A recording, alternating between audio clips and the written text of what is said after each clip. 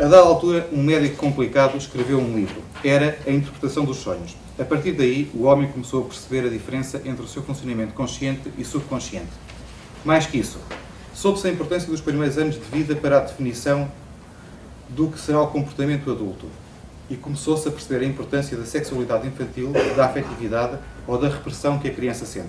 Esse médico, complicado, quis desfazer a complicação dos nossos sentimentos, emoções e vidas. Ajudou a que percebêssemos que o aborrecimento, o enfado, o desespero são situações que podem ser tratadas. A neura não é um estado definitivo. Para isso existe a psicanálise. O seu inventor, Sigmund Freud.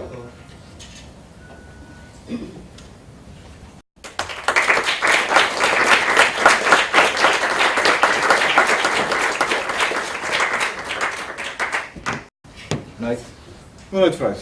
Deve estranhar não ver aqui nenhum divã, mas hoje não tem aqui nenhum paciente.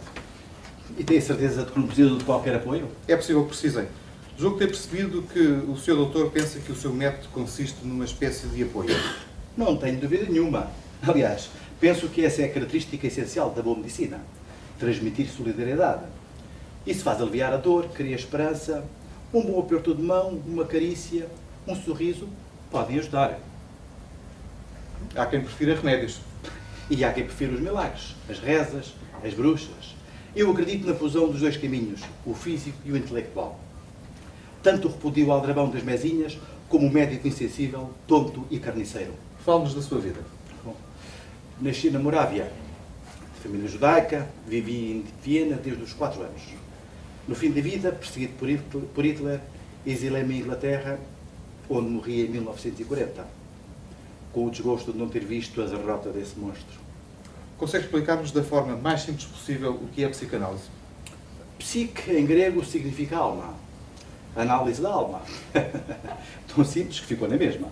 Consiste essencialmente em descobrir no inconsciente as tendências, desejos e complexos perturbadores, descobrir tudo o que não nos deixa em sossego. Por isso, a interpretação dos sonhos. Claro.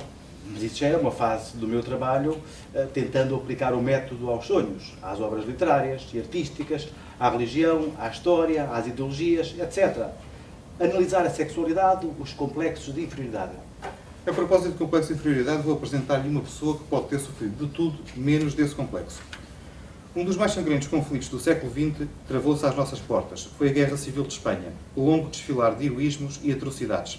Primeiro embate sério entre duas concepções opostas da política e da economia, o socialismo e o capitalismo. Entre todas as figuras que personificaram essa luta sem quartel, havia uma mulher, filha e mulher de mineiros, entidade carismática e mítica.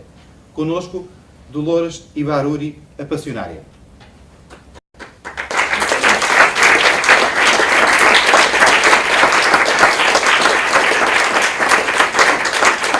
Boa noite, camaradas! Boa noite, mesa. Boa noite. Dolores Ibárruri, porquê La Passionária? Foi o meu pseudónimo quando escrevi o meu primeiro artigo no jornal El Mineiro Vizcaíno. Escolhi-o porque coincidiu com a Semana Santa. E eu pensava que era por causa da sua paixão, do entusiasmo que dava à luta. Deixe lá, toda a gente julgava isso. Apresento-lhe Sigmund Freud, o fundador da psicanálise. Muito prazer, passionária. Sabe que era adorada por toda a Europa. Por toda a Europa não era, senão tínhamos ganho a guerra. Eu se calhar também devia cumprimentar a passionária.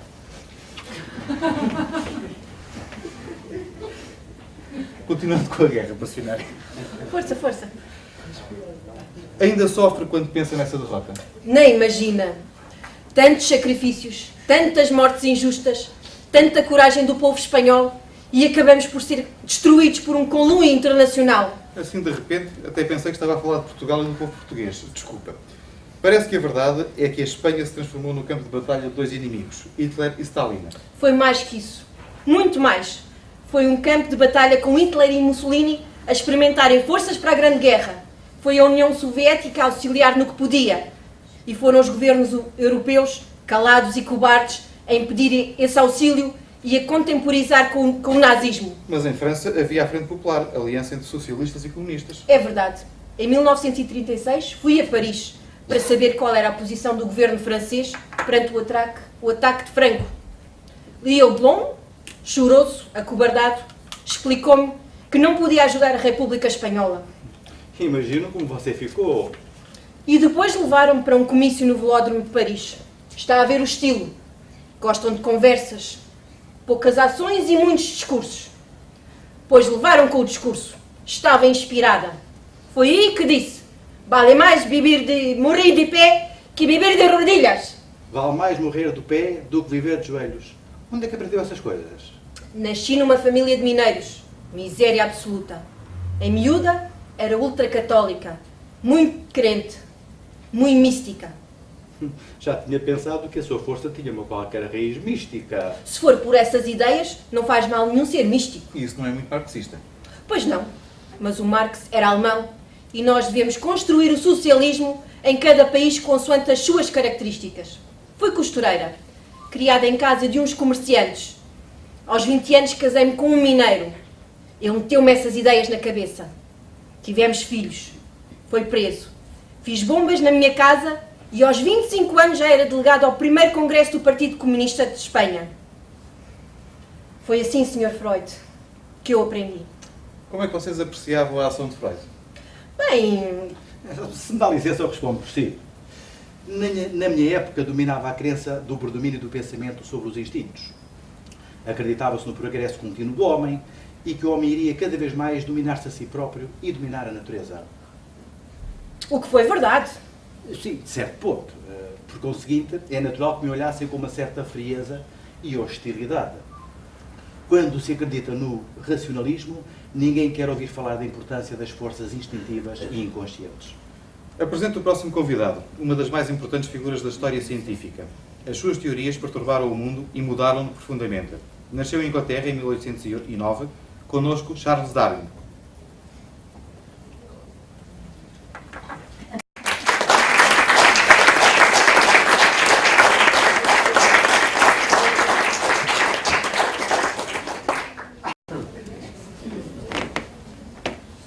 Muito prazer, Darwin. Bem disposto?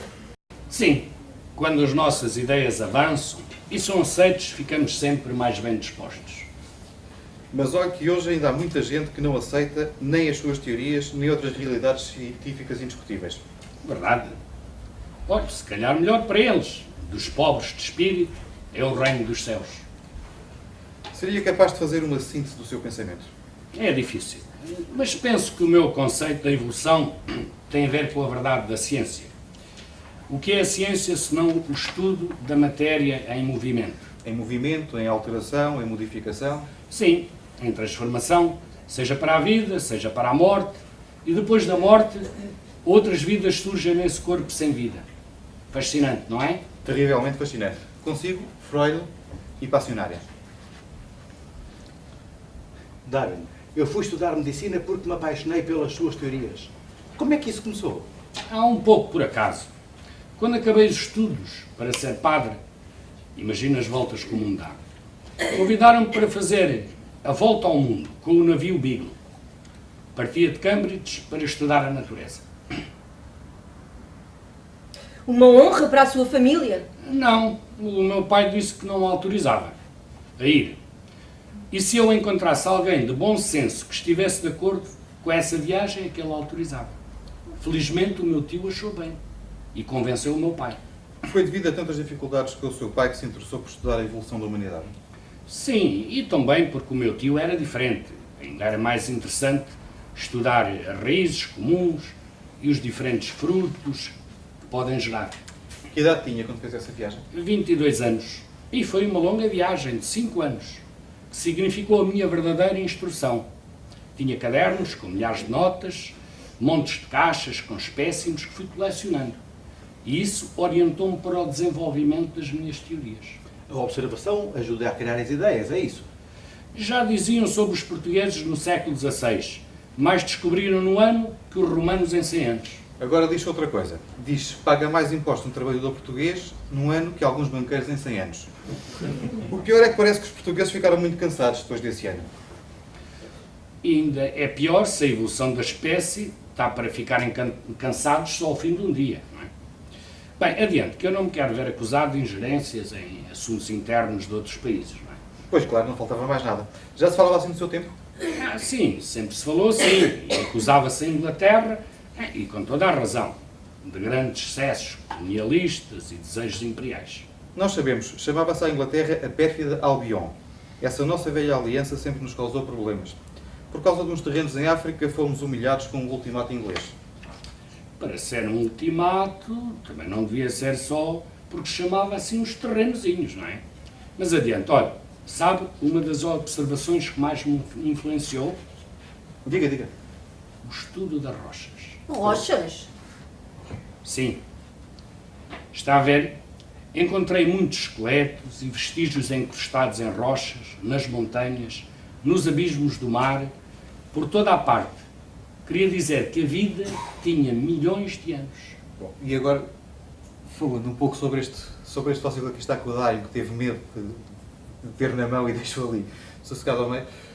Isto é uma Ammonite, foi-nos emprestada pelo professor António Armando da Costa, professor no Instituto Superior Técnico e no Departamento de Física da Universidade de Évora, investigadora da Universidade de Manchester.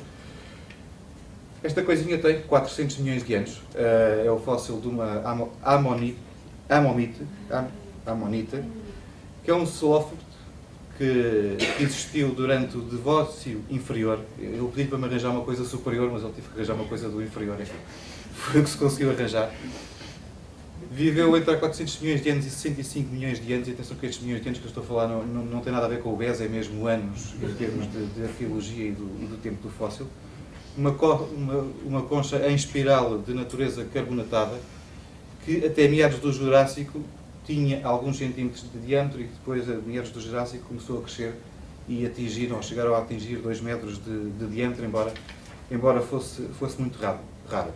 O nome Ammonite foi dado no Antigo Egito, uma vez que eles consideravam e achavam muito parecido com o deus Aron, que muitas vezes era representado por uma cabeça de carneiro com os chifres. Atualmente encontram-se semelhanças dos Ammonites com os náutilos, embora a evolução natural da espécie seja ou tenham sido as lulas. Mas por falar nestas coisas, se calhar ninguém melhor que o professor Castela Cravo para nos falar um bocadinho do que há na Amadora em termos de fósseis e de arqueologia. De fósseis, percebo pouco, mas quando tu falaste disto, eu até pensava que querias que eu falasse de outro tipo de fósseis. Porque os 2 grandes fósseis que nós temos na Amadora neste momento é o Orlando de Almeida e o Joaquim Raposo. Mas pronto, mas isso é outra história. A Carla Tavares ainda está em processo de fossilização, ainda não se sabe se tem condições para lá chegar, mas pronto. Tem uns quantos milhões de anos ainda. Agora, relativamente a esses fósseis, portanto, resolvi falar aqui de um fóssil que é típico da Amadora, digamos. Curiosamente tem a ver com a Ammonite, embora seja mais recente. A Amadora é uma terra mais recente, não é? Portanto, tem apenas à volta de 145 milhões. Que é o Rudista. O Rudista é um fóssil que viveu, um fóssil, quer dizer, um animal, um bivalve, viveu aqui nos mares da Amadora. Aliás, atenção que nós estamos precisamente numa zona que há cerca de um bocadinho mais recente, volta de 60 milhões de anos, havia aqui uma praia ali na zona do Estrela, era uma praia tipo tropical. Exatamente, agora até veio o Estoril Praia não, veio para aqui, para lá. Enfim, isso é outra história. Agora, o Rudista era um fóssil que vivia no fundo do mar, portanto, preso ao fundo do mar, era gregário, portanto, havia uma série vivia sempre no mesmo sítio e vivia em grandes comunidades. E, curiosamente, portanto, esse fóssil está inserido na zona calcária, que dá um calcário que existe não só aqui na Amadora, mas toda a zona de Lisboa, que é a Pedra de Liós, muito conhecida e que, inclusive, deu para, por exemplo, a construir Mafra. Mas esse rudista, os rudistas aqui da Amadora são, sobretudo, e daí a ligação à Ammonite, são, sobretudo, os chamados rudistas, que existem vários, os rudistas caprinídeos, que têm a ver com um corno, portanto, é como se fosse um corno de cabra.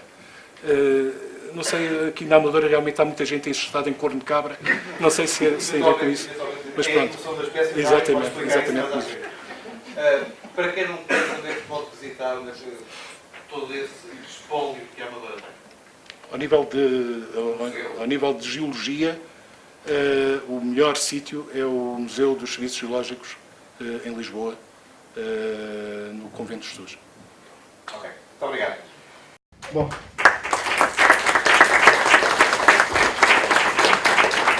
Dário, falamos mais dessa viagem. Nessa viagem, outra coisa que me impressionou foi ver tantas variações das coisas, tantas diferenças. Eu via um gato, um pássaro ou uma raposa num sítio e a milhares de quilómetros de distância via os mesmos bichos, mas com diferenças. É incrível, podiam ter pernas mais compridas, a cabeça diferente, coisas assim. É impressionante. Já estou a invejá-lo. E foi a partir dessa observação que eu concluí que as espécies animais não permanecem idênticas no tempo. Concluí que elas mudam gradualmente e evoluem. Dizem que a média da altura dos homens está a crescer. A que é que isso se deve?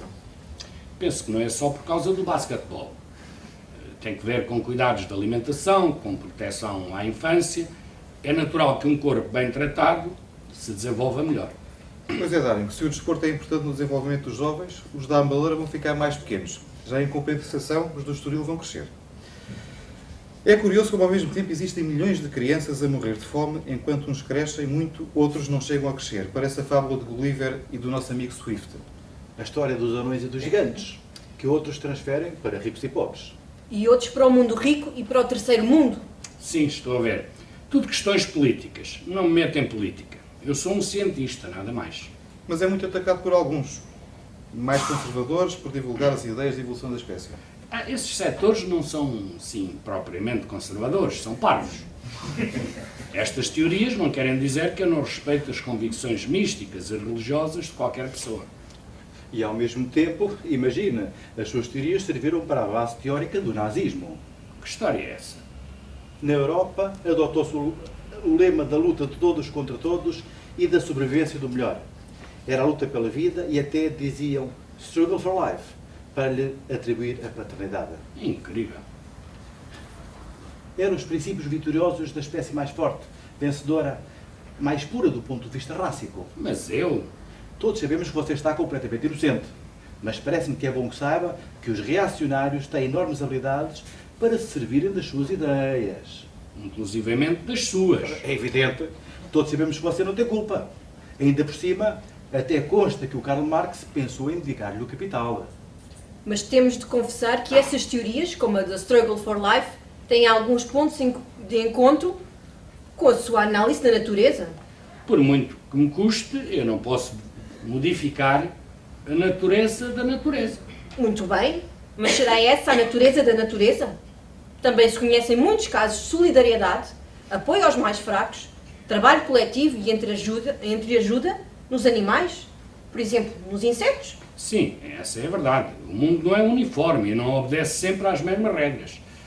E seja como for, o homem, que já tem um cérebro para pensar, tem a obrigação de pensar, de lutar por um mundo melhor. Tem a obrigação de ser diferente do escorpião, que passa o rio às costas de uma rã e, não resistindo ao seu mau caráter, a mata com uma picada, acabando, claro, por morrer afogado. Há tanta gente assim.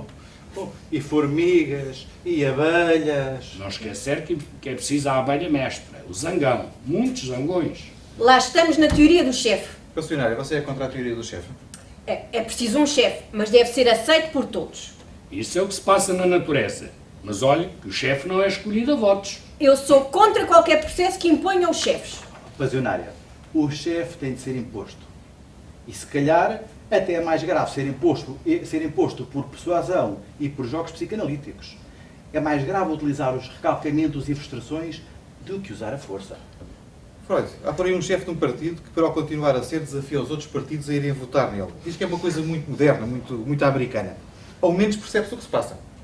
Sim, devo dizer, para vos tranquilizar, que nós sempre acreditamos na seleção natural. É por isso que lutamos por melhor habitação, casa, saúde e estudos para toda a gente, para que vencessem a batalha da eliminação física e intelectual. Interessante. E conseguiram? Claro, a tal ponto que os nossos inimigos tentam, e conseguem, exterminar-nos pela fome, com doenças, epidemias. E assim se faz a seleção natural. De forma científica e bem acabada. Devo confessar que gosto da forma como você olha para o mundo e como pensa corrigi-lo. Muito obrigada, Freud. Mas também fizemos algumas grandes asneiras. Falando da evolução da espécie, a nossa teoria revelou-se bem pouco científica e marxista. Grande escândalo em imprensa. Está aqui na sala alguém do Correio da Manhã. Do Correio da Manhã. A passionária revela divergências no mundo comunista. Deixe lá, já não é escândalo. Houve sempre divergências. E agora, com a derrocada do leste europeu e da União Soviética, já nem fazem notícia de primeira página. Passionária. Penso que as suas convicções sofreram um grande abalo com a derrota do comunismo internacional. Perder uma batalha não é perder a guerra. Isso é que é resistência. É o resultado da seleção natural. E não comece a chamar-me fóssil. Que eu ainda tenho muito para fazer e muitos discursos para gritar. Chame-me dinossauro. Que é um bicho bonito, enorme e está na moda. Realmente, você parece ser uma pessoa sem complexos. Mas fiz muitas asneiras. Quero ouvir a maior. A dada altura, só considerávamos boa gente, boa massa para os quadros do partido e da revolução, os operários e os filhos de operários. Sr. Darwin, queríamos criar artificialmente a evolução da espécie. Estão a ver coisa mais estúpida. Não quiseram ler o outro lado da natureza humana. Se existem frustrações e arrancamentos, o homem só quer resolvê-los. O homem, como qualquer animal, muda de hábitos e gostos, consoante o seu habitat e a alimentação, os locais de residência e de trabalho. É verdade. Lutámos por melhores condições de vida para milhões de pessoas. Quando isso se conquistou, deixaram de nos seguir e passaram a votar na direita. Científico é a evolução da espécie. Ou o oportunismo da espécie. Passionária, quer dizer que não há mais nada a fazer? Já não sei. Só tenho uma certeza. Quando vier nova grande crise, quando rebentar outra guerra, que será ainda mais bárbara que as anteriores, eu voltarei a estar do lado certo. Isto tem a ver com o que penso e com o que sinto. Bom, e com o que pensa e sente a passionária, chegámos ao nosso intervalo. Vamos fazer uma breve pausa. Voltamos já. Darem, há pouco constatávamos que as mulheres e os homens são cada vez mais altos. Isso é o mais visível. Mas há outras coisas. Doenças que aparecem inesperadamente, hábitos sociais que vão modificando as pessoas. Mais comida dá um tipo de corpo, menos comida dá outro. E isso passa de geração para geração. A matéria em transformação. Mas tudo isso me parece tão lógico que não percebo porque é que você foi tão atacado. Se eu tivesse só falado de tartarugas, lagartos, pinguins e outra bicharada, claro que não tinha tido nenhum problema. As coisas começaram a correr mal quando eu disse que essa teoria da evolução também incluía o homem. Perdão. A verdade é que a maioria das pessoas não procura a verdade. Procura conhecimentos que confirmam aquilo em que já acredita. Gostam de meias verdades. Saber a verdade, abrir caminhos ignorados, sempre meteu medo a muita gente. Publicou logo as suas ideias à medida que ia descobrindo essas verdades? Não. Eu tinha medo de falhar em alguma observação, de exagerar, de ser pretencioso. Esperei uns 20 anos. O quê? O Sr. Darwin esperou 20 anos até publicar essas teorias extraordinárias. É verdade. Olhe, é para compensar o fogo no rabo que tem certa gente para apregoar ninharias como se fossem grandes descobertas. 1250 exemplares, esgotados no primeiro dia em que se pôs à venda a origem das espécies. Qual foi a reação? Como se diz hoje, houve boas e más notícias. Um dos meus professores disse que as minhas teorias eram falsas e nocivas. E um importante filósofo disse que a minha teoria era a lei da Michórdia. Felizmente, hoje o mundo evoluiu. As pessoas são mais tolerantes. Eu sou pela evolução, mas não sou tão otimista em relação ao cérebro humano. Vejo incompreensão em relação aos que falam de paz, de ecologia, de princípios de solidariedade e defesa da vida simples e natural. E vejo a imprensa, a rádio e a televisão abrirem portas de par em par aos autores da guerra, aos responsáveis por 1001 crimes contra a humanidade. Pessimista, Darwin. Muito pessimista mesmo. O que me encanta em Darwin é que ele tirou conclusões da matéria, do que se vê, do que toda a gente pode ver. Passionária, eu também estudo a matéria. É uma matéria mais oculta, mais subtil, mas também é uma matéria. Usou o hipnotismo? Sim, e com enorme entusiasmo. Deixe-me dizer-lhe. Servia até para operações, substituía a moderna anestesia. Depois, como era uma prática misteriosa, os doentes julgavam que nós fazíamos milagres. O velho sonho de qualquer médico. Depois, fui investigando outros caminhos. Convenci-me de que só conseguiria avançar se estabelecesse uma relação direta com o doente. Mas não era o que já fazia. Não, eu sabia os segredos do doente, mas ele estava hipnotizado. E nessa altura, o que eu queria era que ele me contasse claramente coisas da sua vida. É como os crentes irem confessar-se ao padre. É muito parecido, é verdade. Eu acredito que muitos processos religiosos são, na verdade, métodos psicanalíticos. Quer falar um pouco sobre esse seu método? Uma vez, uma doente, histérica, sob hipnotismo, contou vários episódios tristes da sua vida. Quando acordou, sentiu-se aliviada. Tinha-se passado uma espécie de purga mental. Tinha expulsado o que envenenava a sua vida mental. É isso, é isso. Ela sofria com aquelas recordações e isso provocava-lhe histeria. Esse foi o método catártico. Depois passei por outro método. Para a confissão. Precisamente, a sós com o meu doente, faço várias sessões. Muito tempo. Normalmente durante anos. Que paciência! A psicanálise não é um remédio milagroso. É um tratamento lento que vai acompanhando o doente. Troca impressões com o doente sobre as coisas da vida? Também há esse lado.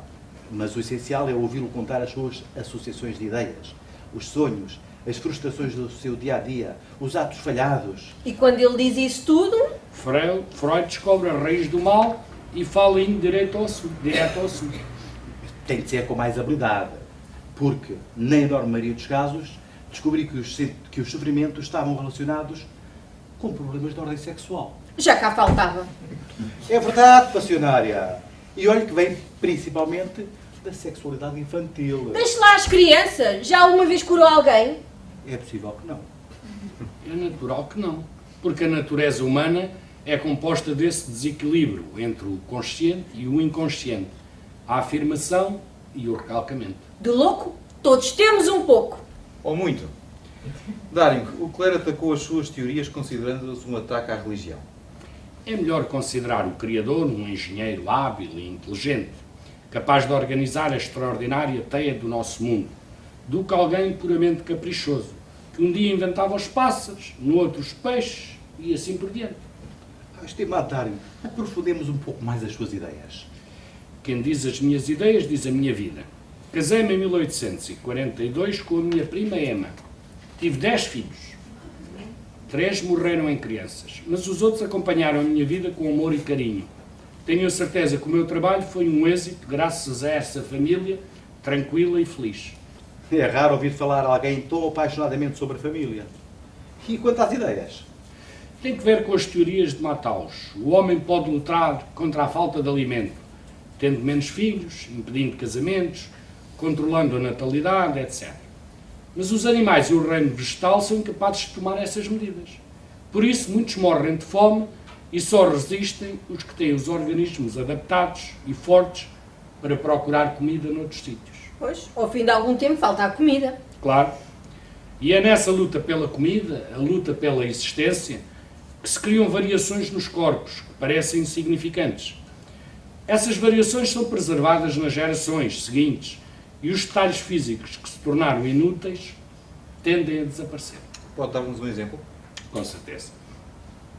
Pense numa espécie de ursos vivendo numa floresta. Depois começa a desenvolver-se a idade do gelo. Começam a nascer ursos com pelo mais espesso e mais gordura. Estes sobrevivem e vão ter filhos com maior corpulência, pelo e gordura para se defenderem do gelo. Os outros, de pele fina e sem proteção, esses morrem. Isso cria a seleção natural ou a sobrevivência dos mais fortes.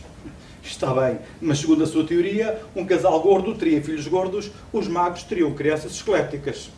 Não é assim, porque já se sabe que características adquiridas não são transmitidas geneticamente. O que é que isso quer dizer? Durante séculos pensou-se que isso fosse assim, que o homem musculado iria ter filhos musculados. Julgo que o engano veio do facto dos filhos quererem imitar os pais e por isso alguns conseguiam adquirir a musculatura paterna. Uma perna de uma rã pode transformar-se na asa de um pássaro? É isso. Como provar? Acreditando que milhões de anos passaram e que o tempo operou esse milagre da evolução. E como é que acredita que o mundo tem milhões de anos? Penso que essa é uma questão que aflige mais as pessoas que pensam que Deus criou o mundo em 6 dias. Com hora para almoço? Sim, claro. Mas a verdade é que já se descobriram fósseis com milhões de anos. Por conseguinte, o que é preciso é acreditar na ciência, na investigação. Já se percebe que o fóssil foi peixe, foi anfíbio, foi réptil e que os répteis foram pássaros. Como se consegue provar isso? Há um animal, o girino, a larva do batráquio, que talvez nos dê algumas respostas. É desovado e vive na água como um peixe. Tem garras como um peixe. Daqui podemos concluir que tem passados peixes. Mas quando cresce, algo extraordinário se passa. A pouco e pouco perde o rabo e começa a ter pernas à frente. Depois perde as guelras e começa o tal milagre feito pela natureza. Nascem pulmões. E quando salta para a terra, começa a respirar como um cão, um cavalo ou um homem. Talvez este animal seja um testemunho vivo dessas transformações de que falo. Já agora faço-vos lembrar que o homem, nos seus primeiros 9 meses de existência, não vive na terra. Vive num espaço líquido. Vive num espaço líquido. Não sei se sabem, no útero não há ar. Outro apoio à minha teoria vem do estudo da embriologia. Sim, a embriologia, o estudo do crescimento dos seres a partir do óvulo. Sabe-se que ao princípio esse ser vivo parece um peixe, depois um anfíbio, depois um réptil, até atingir a sua forma final, seja um homem ou um boi. Também é interessante notar as semelhanças das estruturas ósseas entre nós e os outros animais. Está a dizer que esta mão parece uma barbatana? Parece? Mal educado. Outro modo interessante é que hoje temos órgãos no corpo que parece não terem utilidade, mas que a têm de facto. Por exemplo? Olha, o apêndice e o cóccix. O apêndice pensou-se até recentemente que seria uma relíquia das nossas origens, mas hoje está a descobrir-se que é mais do que isso, e muito necessário ao bem-estar e à saúde. O cóccix é o prolongamento inferior da coluna vertebral, e os seus ossos constituem o que resta da nossa cauda, e é um órgão onde se amarram muitos músculos muito necessários para o nosso equilíbrio, como nas caudas reais, e nomeadamente quando nos sentamos, garantindo assim o apoio necessário à posição do ânus. Tudo isso é fascinante. E muito credível. Ai, este clima de Viana. Diga-me, quando é que começaram os seus problemas com a Igreja? Foi o bispo Wilberforce, matemático, e por isso julgava-se um homem de ciência, que anunciou que iria destruir Darwin. Foi num congresso para o desenvolvimento das ciências em 1860. Oh, diabo! Esse bispo perguntou ao grande cientista Huxley se os meus avós eram macacos.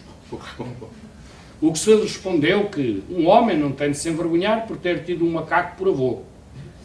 Se houvesse algum antepassado que eu teria vergonha, seria de um homem que, não contente com o seu êxito na sua esfera de atividade, mergulhasse em questões científicas para que não tem habilitações. E essa frase entrou para a história. Ótimo! Bem, vocês têm tido tanta paciência em ouvir as minhas teorias, gostaria de saber um pouco mais de vocês também. As senhoras primeiros. Passionária, como foi essa guerra civil em Espanha? O que quer saber? Tudo. Como o senhor é um espírito científico, que faz descobertas e inventa caminhos através da observação, saiba o que se passava. Em 1931, a Espanha tinha 24 milhões de habitantes. 12 milhões eram analfabetos e existiam 8 milhões de pobres. Metade da Espanha estava nas mãos de 20 mil pessoas. Existiam 31 mil padres, 20 mil monges, 60 mil freiras, 5 mil conventos e 15 mil oficiais. Como vê, quanto à proteção militar e divina, estávamos bem servidos. Já pensou no que isso envolve de conflitos intrapsíquicos entre vários feixes de forças? Oh, Freud, desculpe. É possível explicar isso em linguagem que todos consigamos perceber? Todas essas influências no indivíduo, de ordem económica, a miséria, de ordem espiritual, a religião, de ordem repressiva, o exército ou a polícia, acabam por criar um estado de espírito nas pessoas. Percebe? Sim, estamos a perceber. A dada altura, do ponto de vista mental, surge um fenómeno que eu chamei o recalcamento. Em palavras simples, quer dizer que há desejos que não são satisfeitos. O indivíduo não está livre porque está dominado por várias forças. E a única saída é arrebentar. Pode acontecer. Ou passa para uma ação violenta exterior, contra tudo o que o rodeia, ou explode dentro de si. Hoje fala-se muito da implosão, loucura, suicídios, etc. No nosso caso, conduziu a isso tudo. E o mais grave é que isso que você fala também se passou com os outros. Porque a 12 de abril de 1931 houve eleições municipais e os monárquicos perderam. As autárquicas são sempre um grande problema. As autárquicas e as eleições para o Parlamento Europeu. A primeira consequência foi o rei Afonso 13. XIII abdicar. E o que é que ganharam? Conquistámos o direito à palavra, mas os camponeses continuaram sem terra para trabalhar e os operários no desemprego. Isso cria graves recalcamentos. E como há sempre a evolução da espécie, é natural que as coisas tenham mudado. Primo de Rivera fundou a Falange Fascista. Em resposta, a esquerda finalmente organizou-se. E o governo respondeu com a violência legalizada. E o tempo ia passando. Faz parte da terapêutica. É preciso deixar passar os grandes conflitos. Excepto quando a revolta já foi obrigada por 1001 recalcamentos a alojar-se no inconsciente. É isso, Sr. Freud. Afinal, conhece as minhas teorias. Deve ter sido o que se passou nas Astúrias. A terra mártir que criou a minha imagem. Dolores, posso tratá-la assim? Pode. Gosto muito. Faz-me sentir mais humana. Dolores, você está à cabeça de organizações e manifestações de mulheres, mas tinha posições que contrariam a evolução social. É verdade que sobre a libertação sexual disse livres eram as prostitutas? Disse. Disse e repito. Você é jovem Muito obrigado. e não sabe do que está a falar.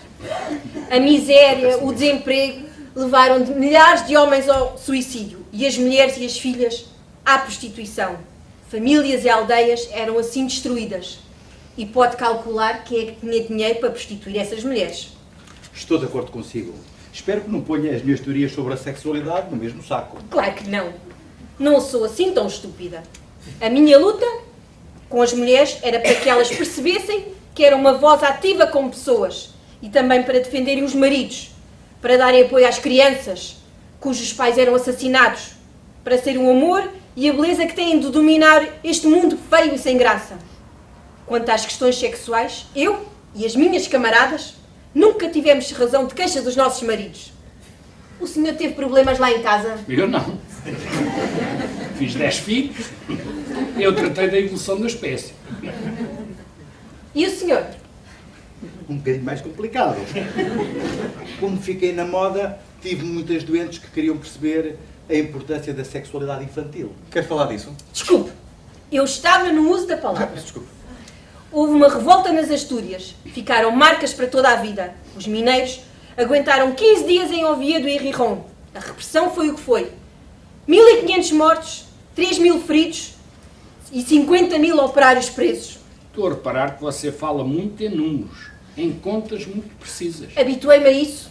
Quem reprime nunca sabe as contas certas. Quem sofre aprende a contar um a um. Olha, continuam sem aprender, muitos deles. Um dia dizem que não precisam de uma tranche da Troika, com um juro de 3%, no dia seguinte já vão pedir dinheiro emprestado aos famosos mercados com um juro de 5,2%. Não aprendem mesmo, mas continuam a funcionar, desculpe. Com certeza. O que vale é que o mundo está sempre a girar. Isto foi em 1934. E 2 anos depois, a Frente Popular ganhou as eleições. Que alegria! Os camponeses tomaram as terras abandonadas, os mineiros foram libertados, todos os salários aumentados em 15%. E começaram os excessos. É o tal escape dos recalcamentos de que fala o Freud. igrejas destruídas, greves por todo o lado, assassinatos políticos, isto de todos os lados, hein? Generais exilados. Isso foi a geneira. Pois foi. Franco nas Canárias lança a palavra de ordem. Arriba a Espanha!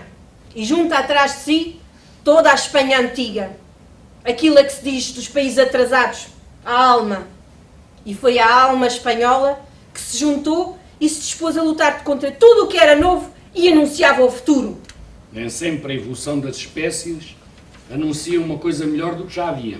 E começou a guerra. Interminável. Sofrida. Não vou falar de milhares de barbáries, de heroísmo, de casos que se passaram. Só quero deixar a minha homenagem aos jovens de todo o mundo que ocorreram a Espanha integrando as brigadas internacionais. Eles tinham percebido que a derrota da Espanha republicana era o triunfo de Hitler e Mussolini. Era o início da maior tragédia do nosso tempo. O que se passou consigo? Eu estive sempre na primeira linha, em todas as frentes de luta. Só no dia da tomada fascista de Madrid é que abandonei Espanha de avião. É triste. Muito triste. E muito envergonhada por ver o que era a esquerda europeia. Milhares de revolucionários ficaram presos em campos de concentração em França, antes de serem entregues aos seus governos de origem. Foi assim que muitos portugueses foram oferecidos a Salazar, que depois os enviou para o Tarrafal. E o que é que esses governos poderiam fazer? Pois, pelos vistos, nada. A propósito, Diga, aproveite. é muito simples. A curiosidade sexual é natural nos jovens. Os pais não devem contrariar essa curiosidade. Devem dar-lhes uma educação sexual sã. Isso não é perigoso? A natureza humana não se pode contrariar. Mas pode-se organizar, disciplinar. Tivemos tempo para expor concepções e abordagens diferentes do mundo e da vida. Daring e Freud estão felizes porque conseguiram concluir os seus sonhos de investigação. Foram atacados, desprezados, mas venceram. La Passionária foi adorada, mitificada, foi feliz, mas perdeu. Dolores, os tempos mudaram. Espanha é um país democrático e voltou a ser uma monarquia. O que tem a dizer? Espanha, mañana, será republicana! Curiosamente, com a renúncia ao trono de Juan Carlos e a coroação de seu filho, este assunto volta a estar mais que nunca na ordem do dia em Espanha. Assim chegamos ao fim do nosso encontro. Vamos fazer uma pausa em agosto. Voltaremos no dia 9 de setembro com Damião de Góis, Marilyn Monroe e Benito Mussolini. Muito obrigado e boa noite. Boas férias.